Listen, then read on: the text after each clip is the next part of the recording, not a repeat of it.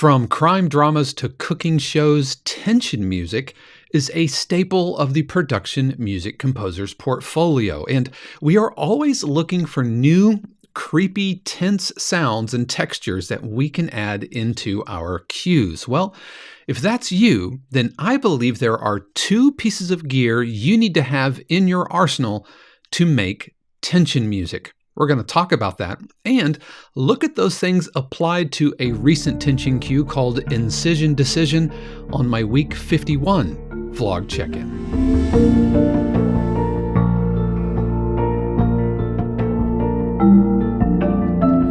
What is happening, everybody? This is Dave Croft. Welcome to week 51 of my 52 cues, where I am committing to writing at least one cue per week for the entire year, coming onto YouTube, talking about it, talking about the process, doing a cue breakdown, whatever's going on in my life, in the industry, or whatever. I'm so glad you are joining me today, and I'm so glad you found me, however you found me, whether this is your first time or if you're a subscriber. Thank you so much for watching. I also want to give a special word of thanks to my Patreon patrons whose support helps keep this channel going.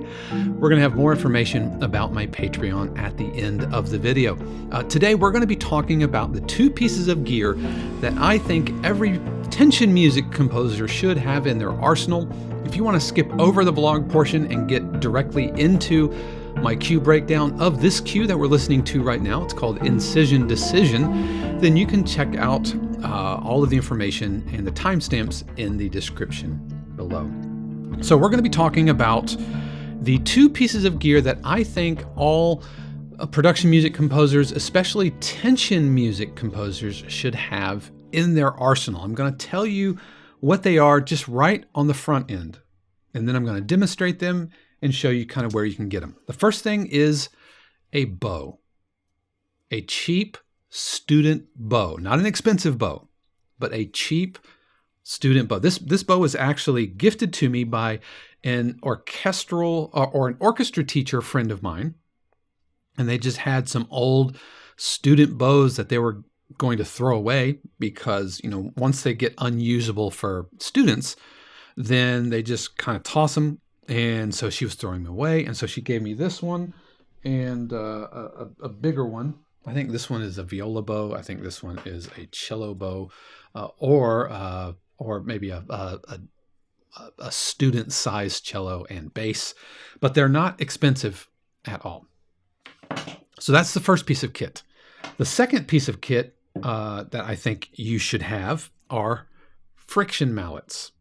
Friction mallets are mallets which are essentially rubber bouncy balls. These are just rubber bouncy balls like you'd get, you know, in a grocery store at, you know, or at Pizza Hut gumball machines or whatever. Are those still a thing? I don't know. Hashtag I'm old. But they're just rubber bouncy balls on the end of sticks. And you rub them on drums, cymbals, pieces of metal, whatever, and you get friction, and then you could use that for sound design purposes. And these aren't expensive either. And I'll show you where you can get these if you want to. If you're interested in buying them, then you can use my affiliate links. If you want to toss a coin to your vlogger, then you can click those links below. But if you just want to search for them on your own, that's totally cool too. These are $21 for 3. And I picked mine up on Amazon, and kind of a large, medium, and a small one. And the bow here is $28 on Amazon, or if you could go to your local Sam Ash or Brasswind Woodwind or whatever store you want to patron and patronize, be a patron of, and just get a cheap student bow. Do not buy an expensive bow because you're going to shred it, because what you're going to do is go around bowing things. Get some rosin. This is just some rosin.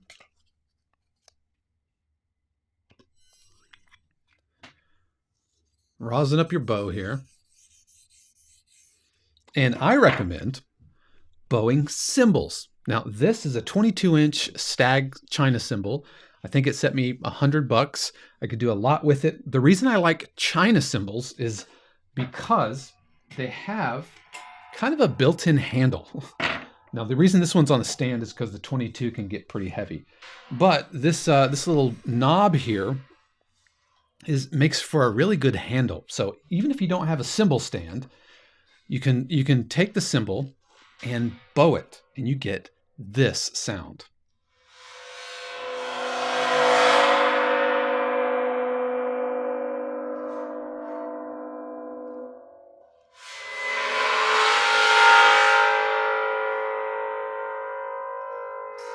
What I'm doing is I'm rotating it so I get a different edge.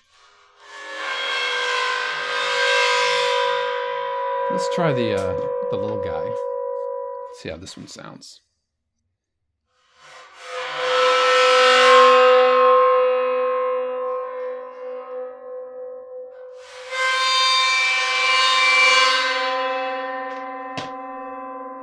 And if you write tension music, you know that sound is solid gold.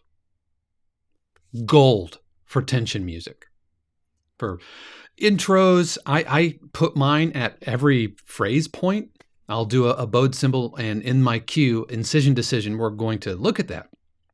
But I use them in nearly every tension cue I write. Now, like I said, you can bow other things. You can actually bow music stands. I've seen some library, like Heaviosity has like a bowed dumpster where I guess they went to a dumpster probably out back of the studio with a big, I would assume, a bass bow, and bowed it and got some really gnarly sounds. Throw it, in through some sound design elements, some delay, some reverbs, and suddenly you get some really very usable tension sounds. And so then we have our friction mallets, which can be used on cymbals as well to get a really mournful, almost human-like quality.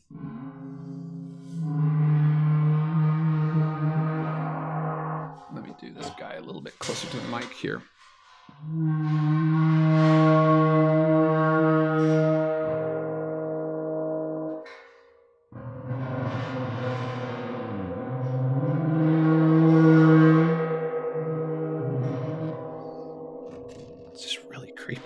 Really creepy.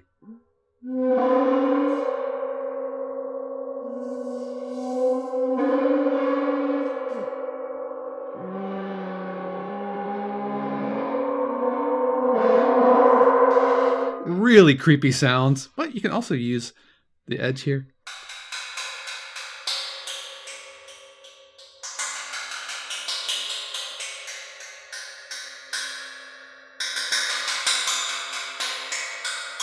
So I'm just using it's a fiberglass mallet. It's kind of bendy.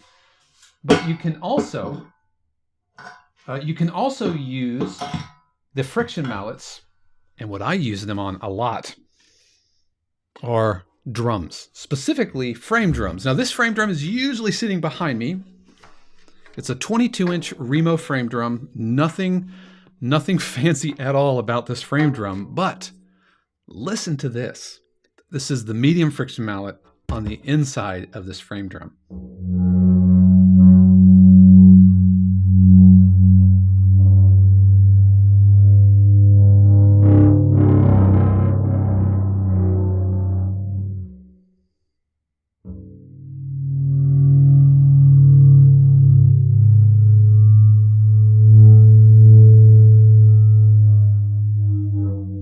Let's use the small one.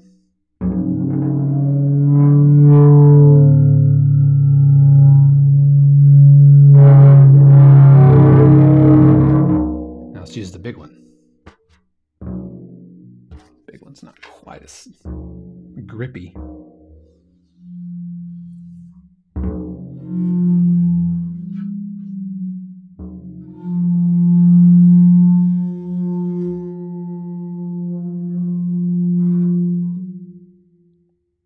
These sounds are so usable for tension music and indispensable for tension music. And yes, there are libraries which have these sounds baked in. Heaviosity does some good ones. There are some in the Evolve library, some gong effects and everything. But if you're a production music composer, you know you're probably going to write hundreds of these types of cues, these tension cues. And eventually you will kind of use up all of your samples. You'll use them repeatedly and they'll get kind of played out and you'll get tired of them and they'll just sound old and used. And your only choice then is to go and look for more samples. And they're really, really good. I'm not bagging on them. I'm just saying that that is a finite resource.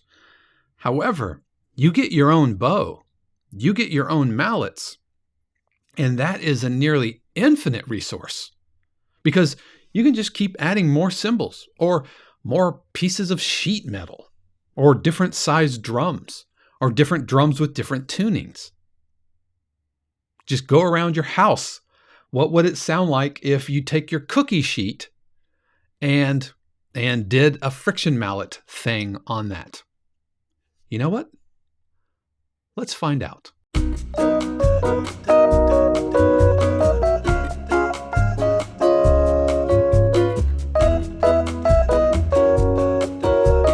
I am back. I have raided my kitchen and I bring back a cookie sheet, complete with burn mark, and a stainless steel bowl. So let's try it. Let's just see what this sounds like using the friction mallet on the cookie sheet.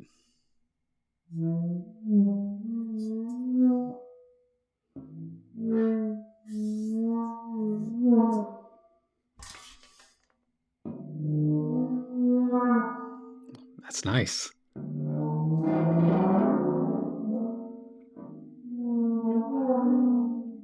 Now imagine bringing that into your DAW, slowing it down or dropping the octave by 2 or 3 octaves. Let's see what the little guy sounds like. Let's see what the bow sounds like. I haven't tried this.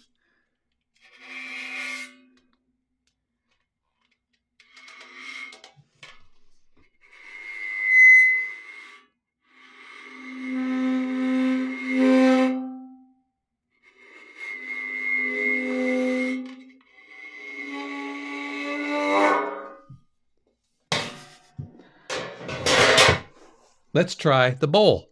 Stainless steel bowl here. I have no idea if this is going to work or not.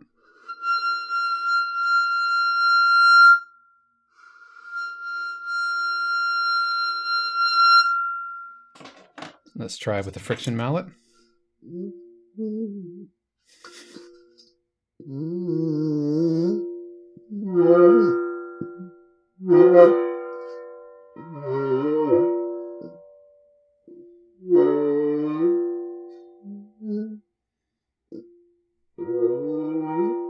Yep, that works too.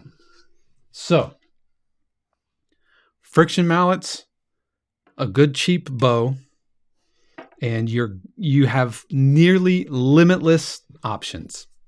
Limited only, I guess, by what's in your kitchen. And the sounds are unique to you, which I've talked about before on the channel, about always putting some recorded element into your cues. It adds a veneer of realism onto your cues, and I think that's really, really important. But even more than that, even more than realism, which tension music doesn't necessarily have to be real because there's often hybrid synth sounds and everything. But these sounds are 100% unique to you. And so as you're recording and you're like, hey, this sound that's a little, I want it to go instead of, then all you have to do is change your performance and you have a different sound. So these are the tools that I have found to be completely indispensable for tension music. What about you? Are there pieces of kit that you insist on putting on all of your tension cues? Are there indispensable tools that you have found, not plugins, but tools, instruments, sounds that find their way on nearly all of your cues. I would love to hear from you. I do have to say that I'm saving my pennies for a water phone. Those are really expensive, and it's kind of like this bowl thing with spines up the side, and you can bow it, and it sounds really, really creepy and weird. I guarantee you've heard that sound before. So I would love to hear from you. Leave a comment below. I make every effort to respond to all of the comments, but I sure as heck do read them all. So let's listen to some bowed cymbal and some friction mallet drum parts on a cue that I recently wrote during one of our music production live streams. This is called Incision Decision. We're going to take a listen to it and talk about it on the other side.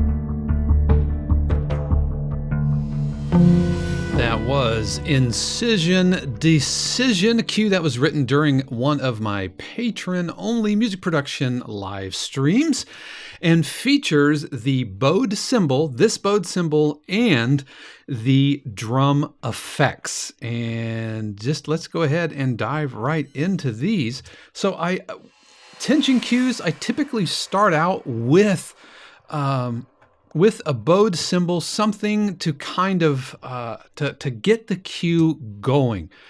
That adds a nice edit point.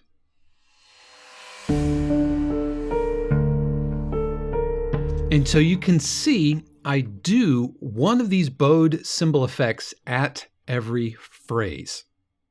And I use the friction mallet drum. Almost sounds like Dory speaking whale or something from Finding Nemo. I do that at big points, and this is pitched. I did pitch down the drum effects. So the cymbal, a little bit of compression, like always, rolled out the bottom end, and drenched it in reverb, and threw some delay. That just helps get things kind of spacey, and I would spin the cymbal so that it would give me a clean edge and a different edge every single time, because this is a hand-hammered cymbal. So the imperfections mean that the different sides of the cymbal are going to sound a little bit different. Even I can even make it more different by changing my bow speed, how much I dig into the bow, where I start the bow, if I start the bowing towards the handle, called the frog, or if I kind of rotate it, pull it on the edge. Lots of different ways to create variation in my bowed cymbal. The drum, however, is with the friction mallet, and I did tune this up and I pitched it so that it would be, because my cue is in D, and so everything was sounding kind of like it was in C sharp. So if I were to pitch that back down, it won't sound bad, but it just won't sit in the mix quite as nicely.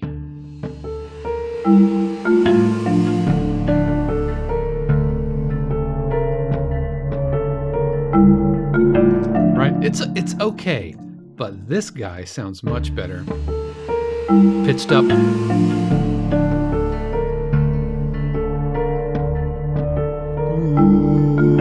Right, and so it works a lot better.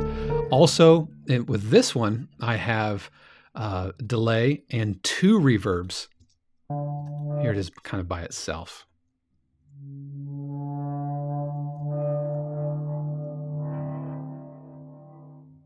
And here's another one.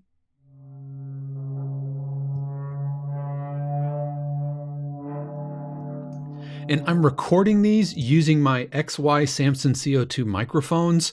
And so as I move across the drum, I get that stereo effect. You can see actually the left side is louder than my right side here.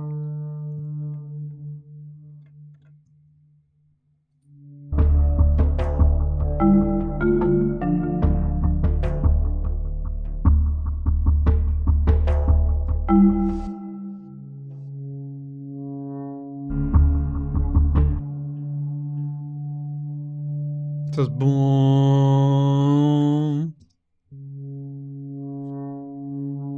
So if I dig in, then I can actually pitch it up, and you'll see for sure this won't sound nearly as good in its original pitch.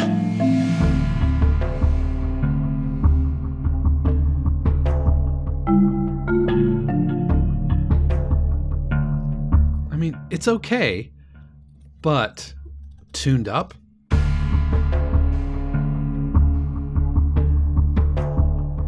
yeah, it just really blends in much better. So the pitched drones are kind of throughout, but I do more aggressive those friction moments at the phrase points with a really clean stop. That's what's going on right here. And so that gives me that kind of bark there at the end, which I do also at the end of the cue, at the button. A really nice long drone that ends with that bark, which is me digging in and like releasing it.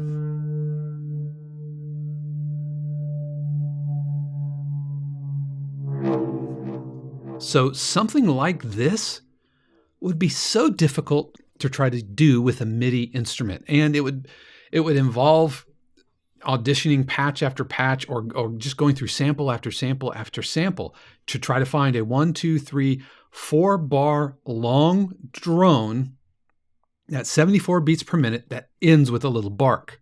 And in context, let me back that up.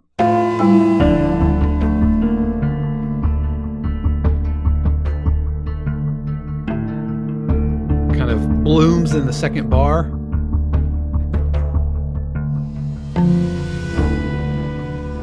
It would be so difficult to try to find that sound. But a couple of mallets, a drum, and you can record it, and you're on. You're moving on. And it's unique and sounds just like you. So some of the other elements, the main melody is using the originals felt piano from Spitfire. This cue started out by wanting to use labs, like Spitfire labs. I like, when I'm doing my live streams, a lot of times I will kind of put a self-imposed challenge, whether it's only Omnisphere sounds Or I just got all of these new complete sounds, and so let's try to use those. And so that was one of my challenges, was I'm using labs, and then that kind of branched out into using the originals, because I felt like the labs soft piano was it was a little too one-dimensional for me here. And I do have the piano split into low and highs, which correspond to my stems. Now low. And then I have my counter melody, which the client actually liked when I pitched this. This is for an Intrigue Tension album. They wanted some marimba, some kind of Thomas Newman-y marimba. This is stock Logic marimba. And during the live stream, I auditioned several different marimbas, and I just keep coming back to the Logic marimba. It just sounds so good. Just sounds so good. All right, so those are my melodic elements. I do have some rhythmic non-melodic elements. The first is this Omnisphere guitar thing. Just this pedal point. Boom, boom. I had to be really careful because a little bit went a long way. I also have some pitch bending that I'm doing as well.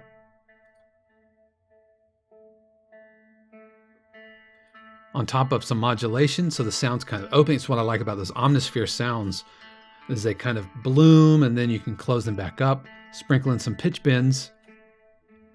Nothing too aggressive, but in context. And then I have this other rhythmic non-melodic thing, this descending arpeggiated type thing. And then 2 bars in.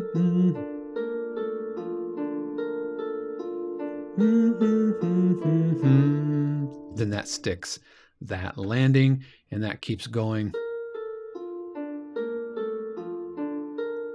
There. All right, then I have a couple of pads. So a high wind pad, low wind pads. These are some Labs sounds. These are piano pads. This is Glass 1. These are free sounds from Spitfire. The cymbal pad here. Cymbalom pad, I should say, from the Labs. The originals. And the originals are smaller libraries. They're usually just like $25-$30 or so. They're not really that expensive at all. So this is the Cymbalom and one of the patches. And then I have another Labs sound, this bell pad, some hand bells, which sound like, they sound really nice. Really, really nice. So this is a free sound, free sound, free sound. The Cymbalom is an original, so it's really inexpensive. The felt piano is really inexpensive. So without really paying much money at all, as a matter of fact, let me just use the free sounds on top of this Labs electric guitar, which again is free.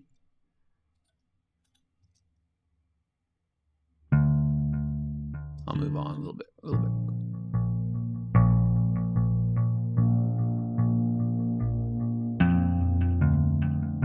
And so there's the originals. These are all the Spitfire originals or Labs sounds. The harp is stock Logic harp.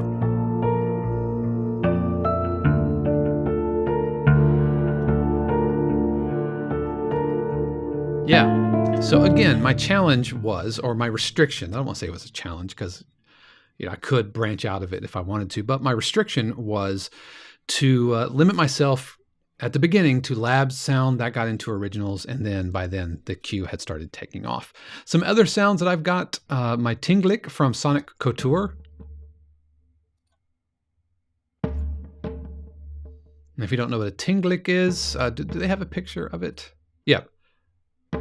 Kind of like a wooden PVC pipe sound for some bass. I have Omnisphere patch for a bass pulse.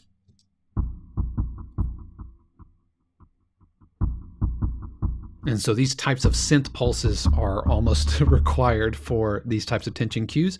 And I wanted a little bit more beef out of the bottom end. So I've got my orchestral sub, which is just a sampler instrument with nothing loaded. It's a sine wave to give more bottom end, like way, way, way low, 30, 40, 50 hertz or so, to thicken up the low end. And I'll play it without it. So that's without the orchestral sub. And here it is with it. Without, with, without, with, without, with. All right, and then we get into some percussion. I did record some actual frame drum, me just doing some snaps on the edge, threw it into the parallel compression bus, as well as some reverb and some delay. I do have some impacts from Omnisphere, just some big low kind of rumbly things.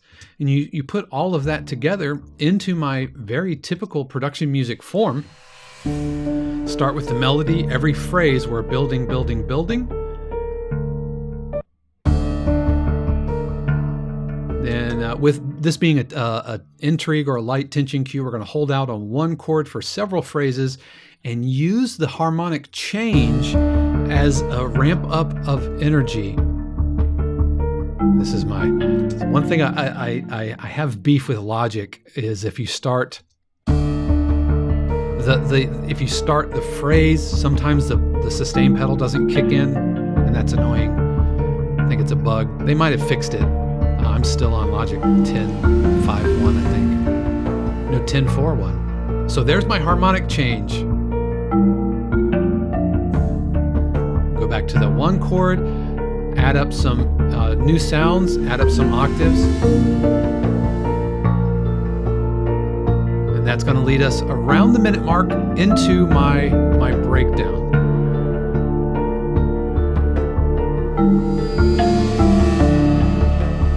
Breakdown, I strip out the melody, I just let things kind of simmer on the one chord. And by pulling out the primary piano melody, that marimba sounds much more like the primary melodic idea. And now that wail drone, that drum drone kind of pops in. Edit point right here, downbeat, 2, 3, 4, into the chord changes. Now, I debated on whether I wanted my button to end here. I could absolutely end it right there. But I wanted a little bit of a denouement moment. And what I mean by that is a moment after the climax of the cue where things just kind of simmer back down. You see these all the time in trailer cues after the big kind of bum, bum, bum, bum, bum, bum, and then just kind of simmers down. And so that's what I have going on here.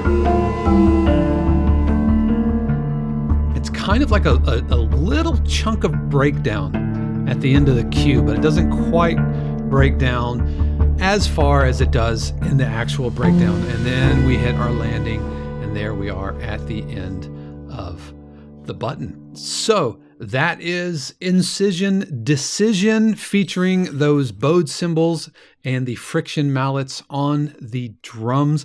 Once again, I would love to hear from you if you have some recorded elements, some type of sound that you put on your tension cues. Let me know in the comments below. If you enjoyed this video, if you enjoyed this cue, don't thank me, thank my Patreon patrons. They help keep this channel afloat. And like I mentioned, this cue was written live during over the course of 2 of my music production live streams. And that is a benefit to my Patreon patrons. To be a patron, it's just $1 a month, and you get the satisfaction, I suppose, of supporting the channel, keeping things cooking, but you also get access to these live streams. And if you don't want to do that, that's completely okay. If you just want to come to the channel and receive, I'm 100% on board with that. But yeah, that's going to do it for me today. Next week is week 52, which is technically happening in 2022, but I'm going to talk about what I learned over the course of of the year. The lessons that I learned having committed to writing at least one cue per week for the entire year. So you don't want to miss week 52. I'm also going to be talking about what's next for the channel. What are these videos going to look like in the future and in 2022, so you don't want to miss that. So thank you guys very much for joining me. That's going to do it for me. I hope you have a fantastic new year, and I'll see you next time. Until then, peace.